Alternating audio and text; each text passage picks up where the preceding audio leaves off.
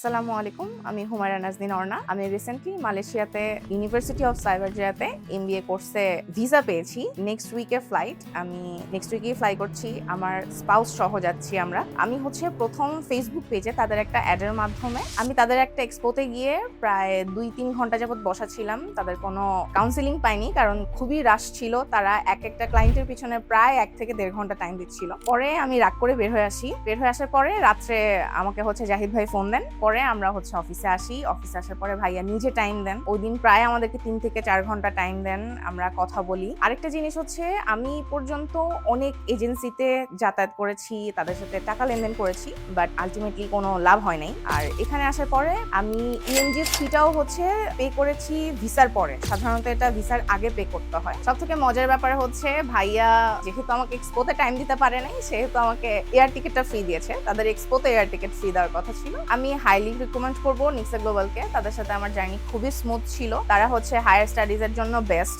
আপনারা চাইলে আপনাদের হায়ার স্টাডিজ এর জন্য তাদের সাথে কাজ করতে পারেন।